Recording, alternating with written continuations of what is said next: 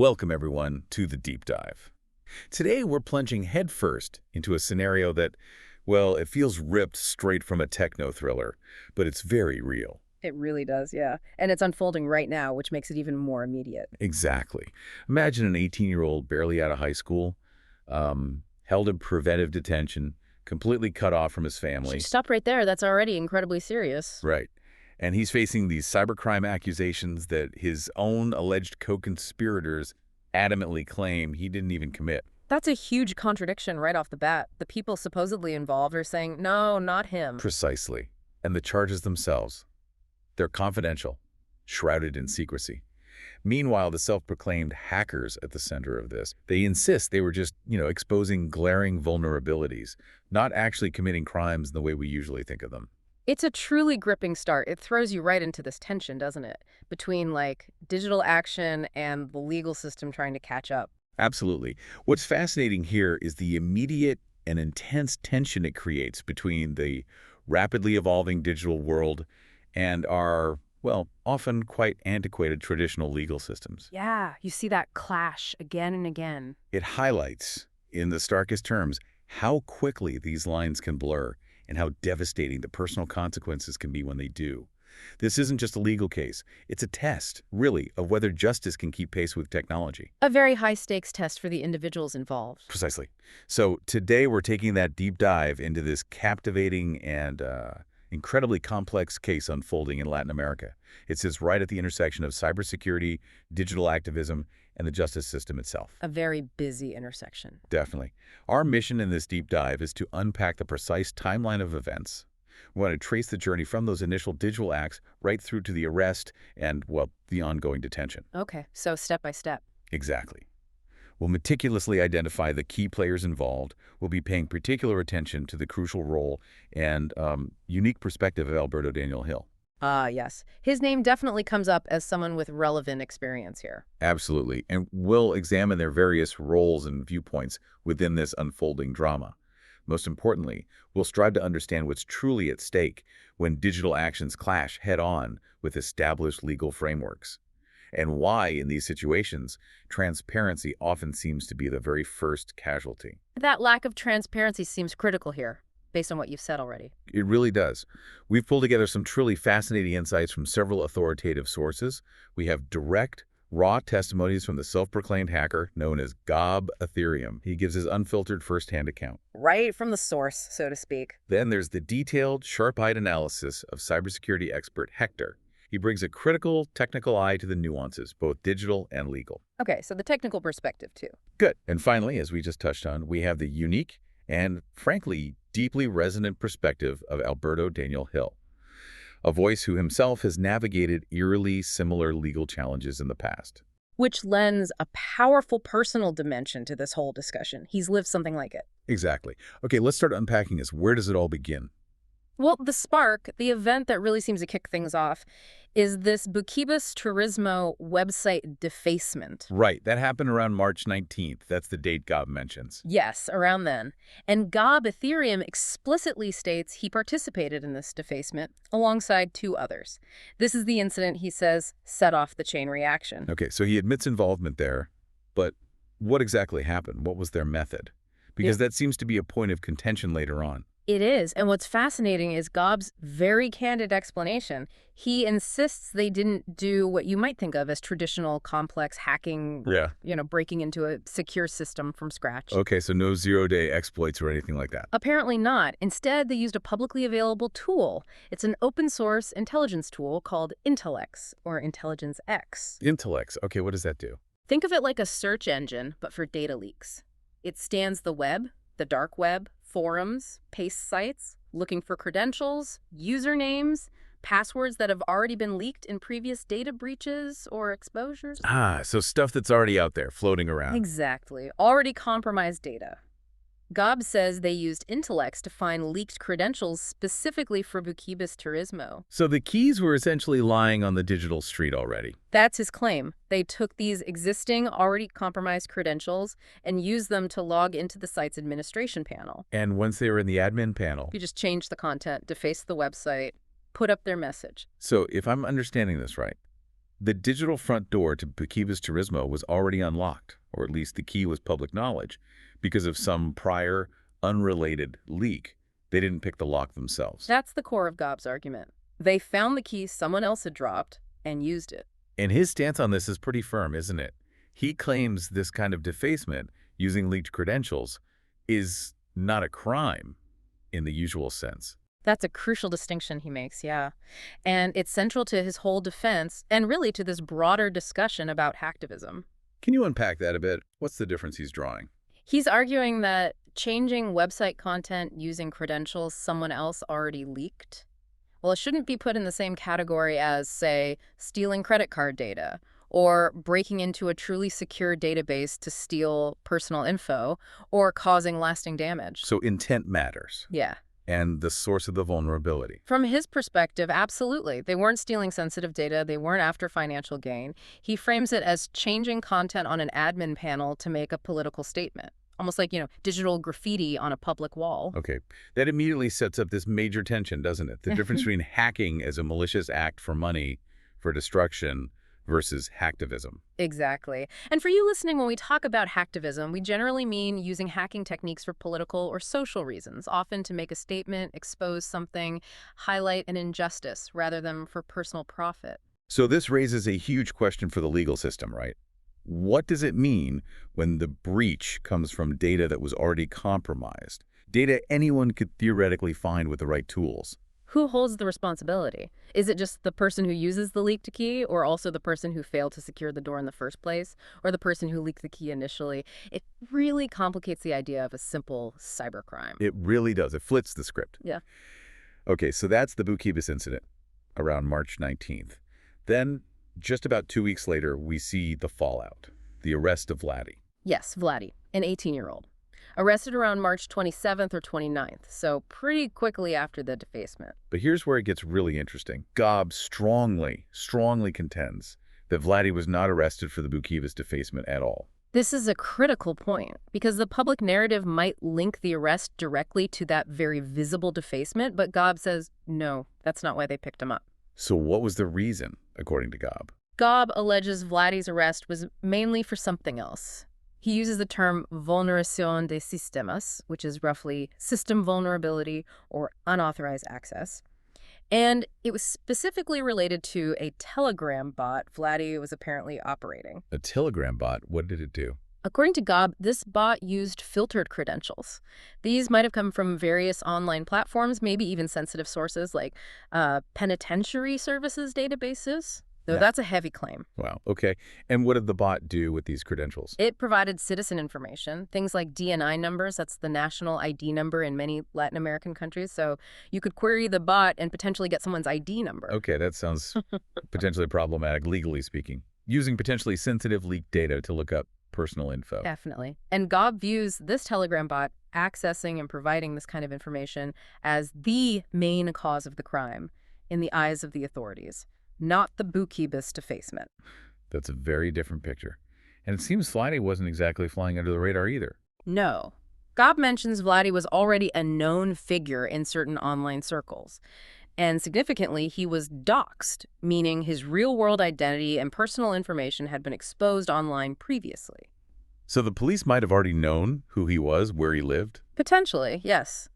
Gob even suggests Vlady was given up by someone on Telegram, maybe even an undercover police officer, which adds this layer of, intrigue and suspicion. Was he targeted? It sounds much less like a random response to Bukibis then.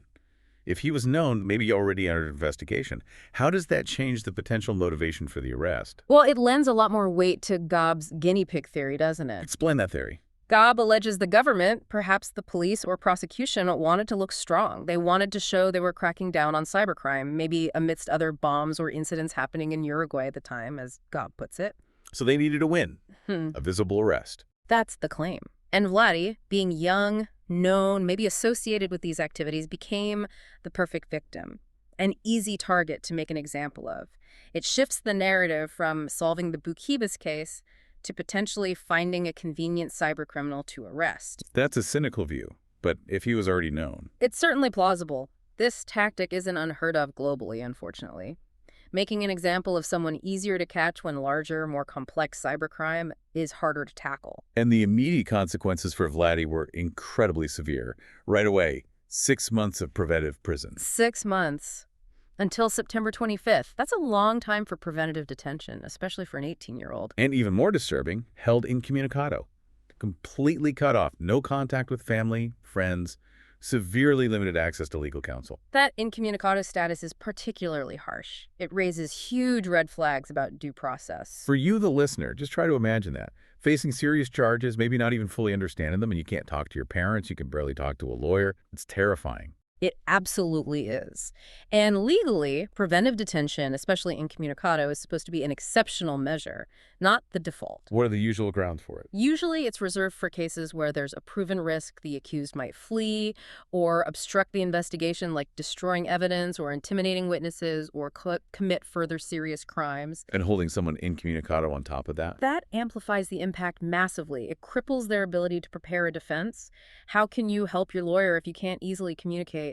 It isolates them, puts immense psychological pressure on them and their family. So for an 18-year-old to face this immediately, for charges that even his alleged co-conspirator disputes, it paints a picture, doesn't it? It paints a picture of a system potentially prioritizing optics, like looking tough, over a careful, transparent investigation that respects fundamental rights.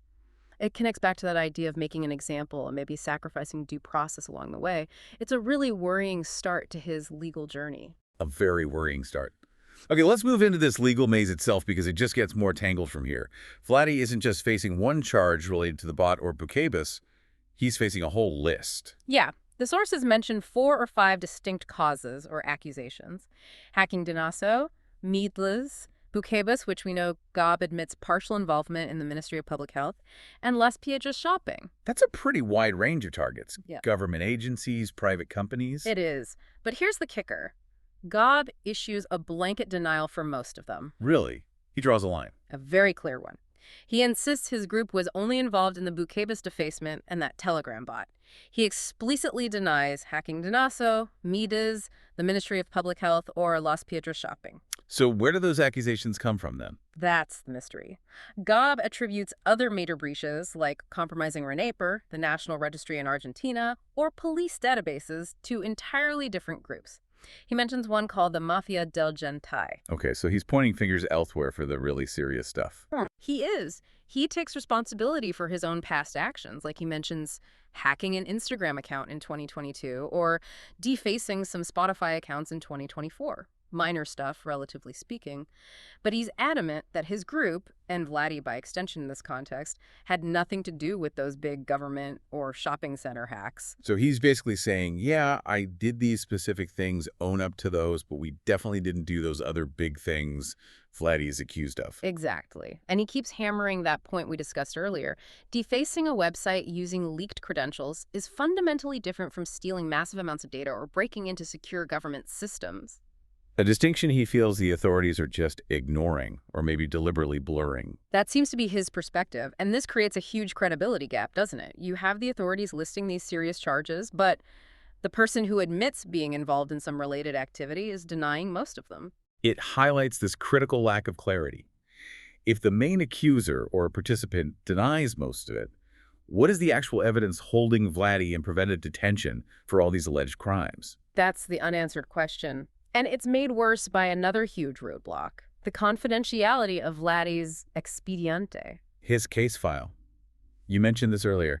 Neither his lawyer nor his family can see it. Apparently not, or at least they don't have full access to the details of the investigation, the specific evidence linking Vlady to each of these alleged hacks. How can you defend yourself against charges you don't fully understand? You really can't. It's a fundamental denial of due process. Alberto Daniel Hill notes this specifically. Vlady might have a public defender, and public defenders everywhere are often incredibly overworked, under-resourced. Making it almost impossible to mount a complex cybercrime defense without full information and adequate time. Precisely. And Vlady, being incommunicado, just makes it 10 times harder. He can't easily relay information, discuss strategy, or even provide his own account to his lawyer effectively.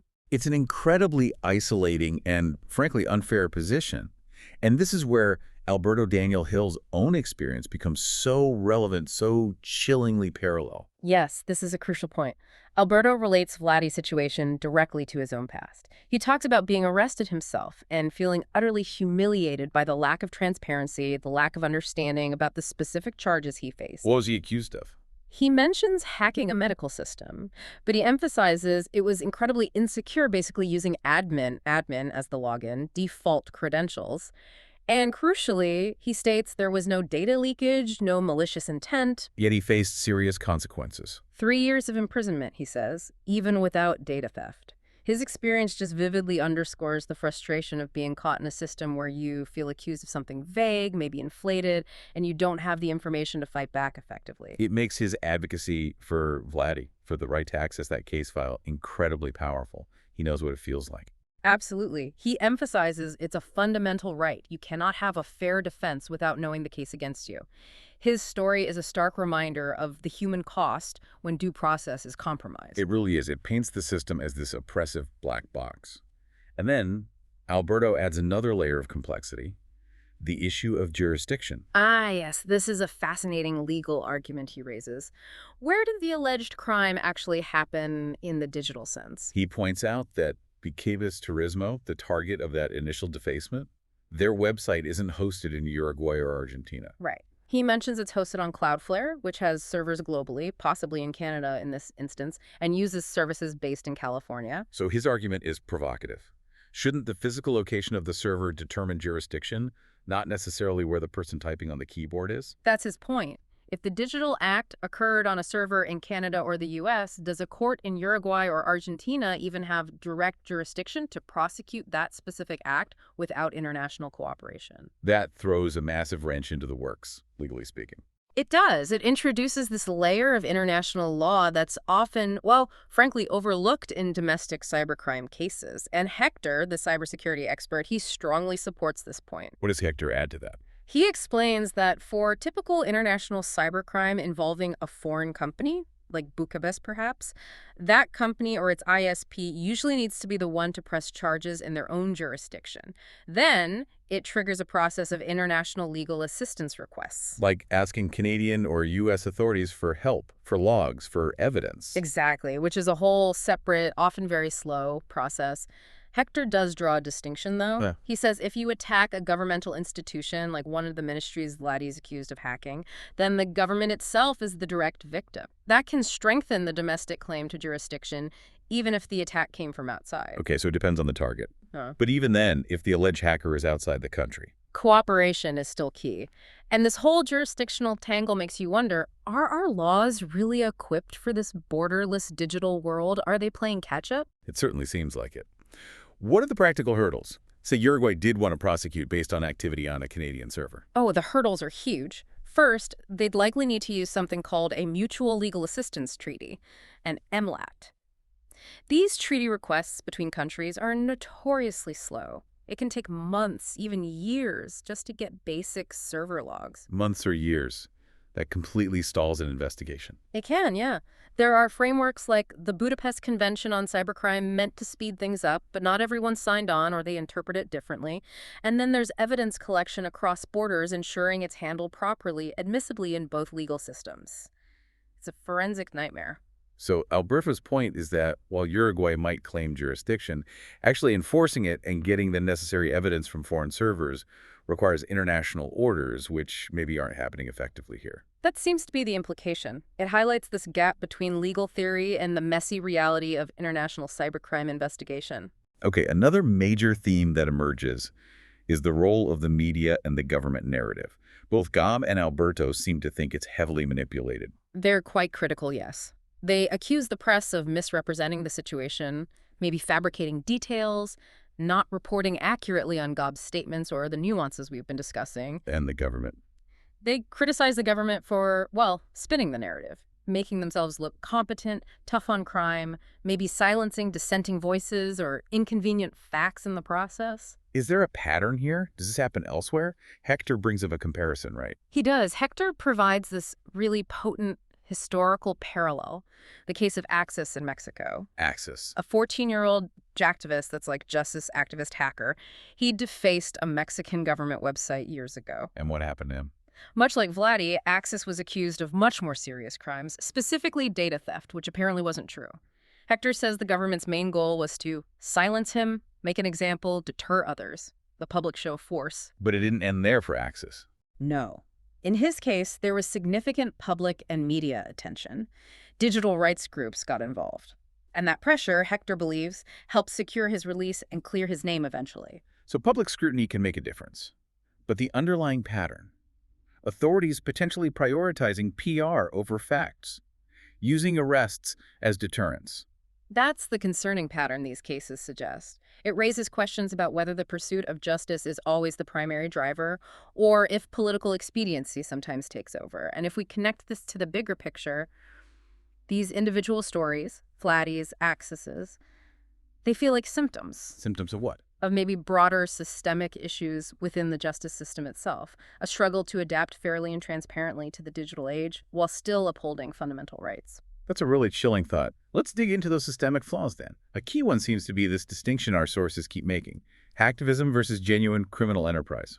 Yes, they draw a very sharp line. Gob, especially, is vehement about this. He absolutely denies any involvement in financial crimes, selling data, or having anything to do with big organized hacker groups like La Pampa Leaks. The Pampa Leaks are known for serious stuff, right? Data trafficking, fraud. Major stuff, yes. A large-scale criminal operation. Gob insists his group's actions were entirely different. Accessing admin panels, changing content, sending political messages. Digital protest, essentially, not financial crime. It's about the motive again. And Alberto Daniel Hill has that provocative take on this, the free penetration test idea. Right. It's a cheeky framing, but it makes a point. He argues these defacements, by exposing weaknesses, were basically free security audits for the companies involved. But you should thank us for showing you where you're vulnerable. That's the gist. He argues companies should have been grateful, fixed the flaws, rather than just prosecuting the messengers who found them. It definitely shifts the perspective away from just punishment towards, well, cybersecurity responsibility. If these actions do expose real weaknesses, shouldn't the focus be on fixing the defenses, not just punishing the person who pointed them out? It's a compelling argument, but legally it's tricky. Unauthorized access is still unauthorized access, regardless of intent.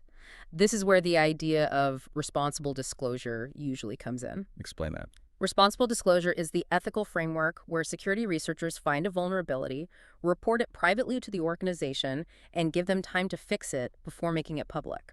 A path Gob clearly didn't take here, with the public defacement. No. His goal seemed to be public statement, not private notification.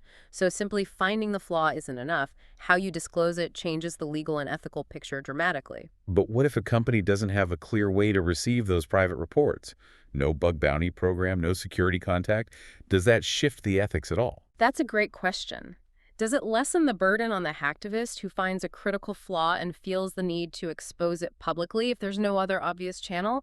It highlights a big gap. Many organizations are still reactive, not proactive, about security. It definitely challenges the idea that only the hacker is to blame. Yeah.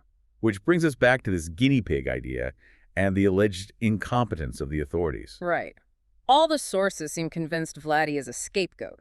Gob is particularly blunt, calling the Uruguayan police and justice system stupid. Strong words. Very. He asserts they target easy individuals like Vlady known, identifiable to look effective, rather than tackling the much harder job of going after sophisticated, anonymous cybercriminals. And this points to a deeper problem Hector identifies: the lack of proper digital forensics. Exactly. Hector highlights this critical weakness in many Latin American legal systems and, frankly, globally in many places. A shortage, sometimes a near total lack, of proper forensic computing skills and resources in investigations. What does that mean in practice? What are the consequences of not having good digital forensics? It means investigations are fundamentally flawed.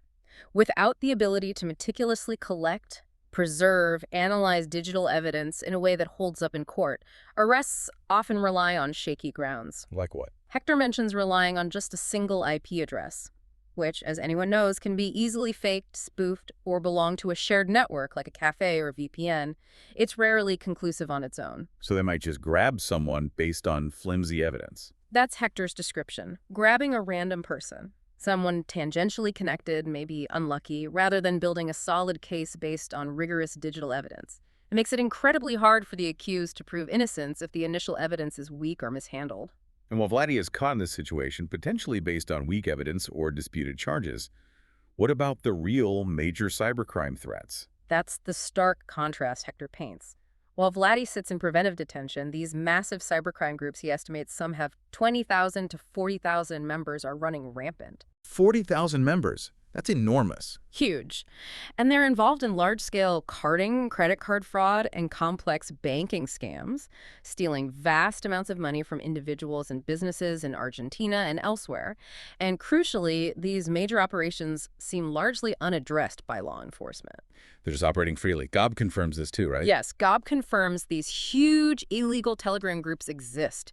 He even notes, disturbingly, that some operate from within prisons, which shows a shocking level of impunity and systemic failure. It really makes you, the listener, question priorities, doesn't it?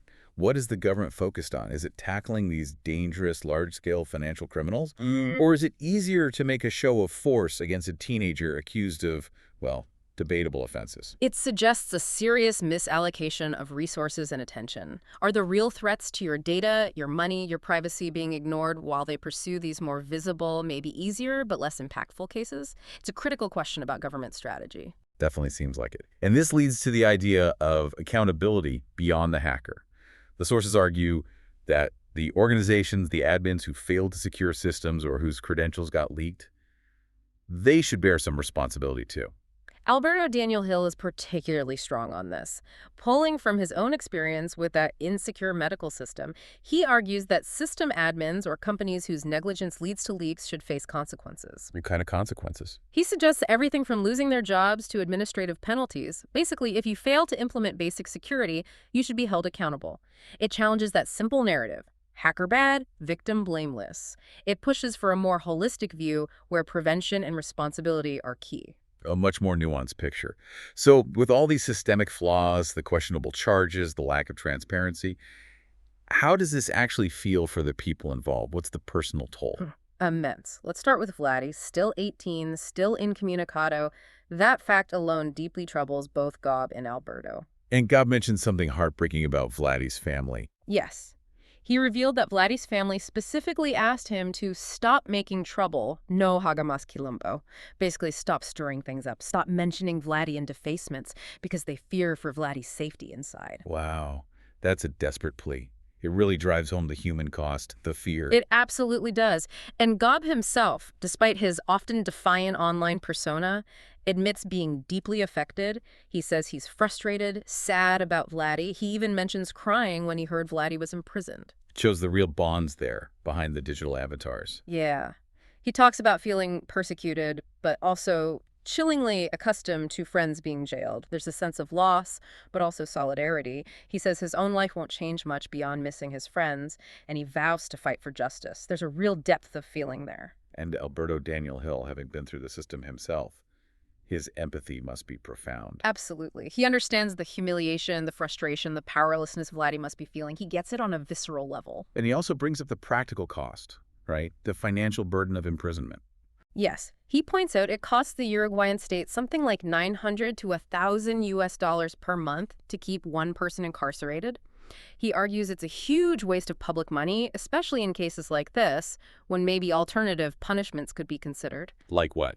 Things like community service focused on cybersecurity education, maybe mandated participation in ethical hacking or bug bounty programs, more productive, less costly, potentially rehabilitative alternatives. It makes you think about both the human and the financial waste. So this whole experience seems to have forced a rethink, a shift in strategy for Gob and his associates. It appears so. Legally, Vlady is stuck. Without that clear expediente, that case file, he can't even pursue standard options like an abbreviated trial, pleading guilty for a potentially shorter sentence. Because his lawyer can't assess the risk without knowing the evidence. Exactly. You can't make an informed plea if you don't know what you're pleading to or how strong the case against you is. It's a legal catch-22. So what's the path forward? Alberto advises them to hack the law, right? What does that mean? It's a great phrase. He means using legal expertise, especially lawyers skilled in digital rights and constitutional law, to attack the process, to expose the government's procedural flaws, the lack of due process, the jurisdictional questions, the selective prosecution compared to unaddressed major cybercrime. Using the law itself as the tool. Precisely. And Alberto offers to connect Gob with a digital rights expert, showing this shift towards legal strategy.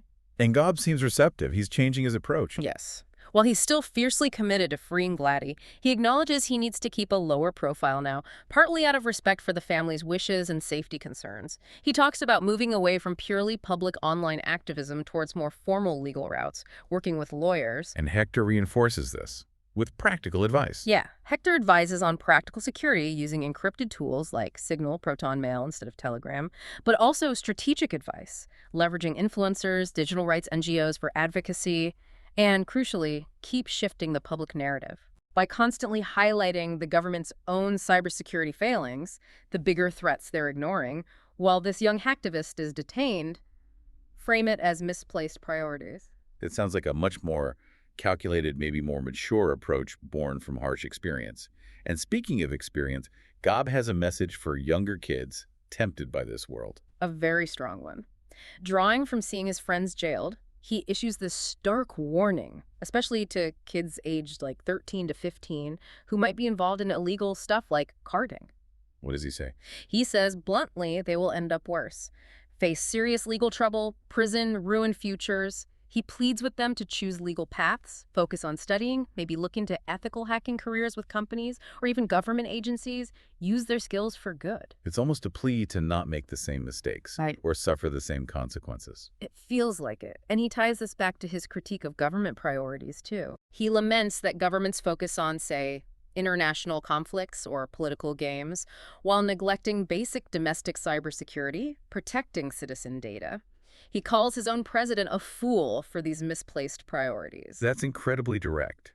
And he confirms something crucial about the government's response, or lack thereof. Yes, he states clearly that despite his actions exposing vulnerabilities in various systems over time, no government entity has ever contacted him to actually help fix the problems he found. Never.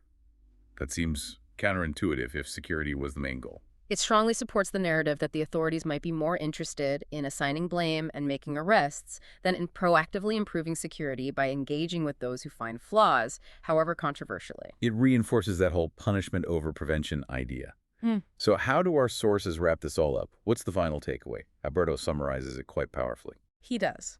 Alberto concludes. The press is often contradictory, justice seems elusive, and the whole system feels flawed. It prosecutes those who expose vulnerabilities, sometimes relatively minor ones, instead of going after the truly dangerous criminals causing widespread harm. And Hector makes a final passionate plea for understanding hacktivism, doesn't he? Distinguishing it from crime.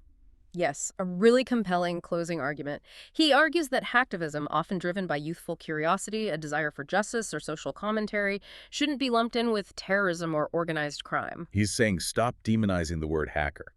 Essentially, yes. He urges governments to focus on the actual threats, those massive carding rings, the banking fraudsters, and to recognize that hacktivists, while operating outside the law, often just expose weaknesses and corruption that were already there. They're pulling back the curtain on existing problems. It's a call for perspective, maybe even a degree of pragmatism.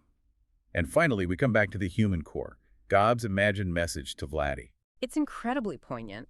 If he could speak to Vlady, Gob would tell him not to regret actions taken to expose truth, that life throws challenges, harsh lessons, and simply that he misses him, loves him, and will do everything possible to get him out. It just cuts through all the technical and legal jargon, doesn't it? Yeah. Reminds you of the loyalty, the human tragedy behind the headlines. Absolutely. These aren't just abstract cases. They're about real people, often young people, caught in incredibly difficult, high-stakes situations with devastating personal consequences.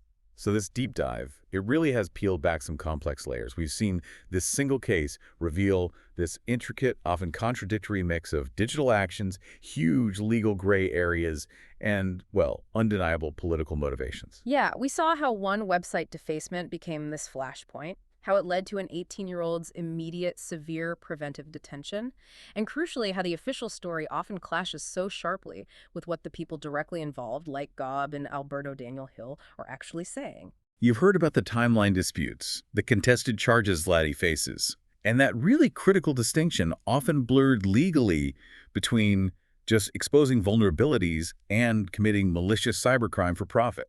Right. We've explored that frustrating lack of transparency in the justice system, the complex jurisdictional issues in our borderless digital world, and, maybe most importantly, those often seemingly misguided government priorities when it comes to tackling the real cyber threats that affect everyday people. So as we wrap up and reflect on Vlady's story and this whole landscape of digital justice, here's something to think about. In our world, which is becoming more digital by the second, where every click leaves a trace and systems always seem to have holes, where does the line truly lie between digital protest and crime? And maybe more urgently, are our legal systems, mostly built before this era, actually equipped? Do they have the knowledge, the tools, the foresight, maybe even the political will to tell the difference accurately and fairly? And what's the real cost, the ultimate cost to society, when we choose to silence those who highlight our vulnerabilities, even if they do it disruptively, rather than finding ways to address the flaws they expose to actually make our shared digital world safer for everyone? What stands out to you?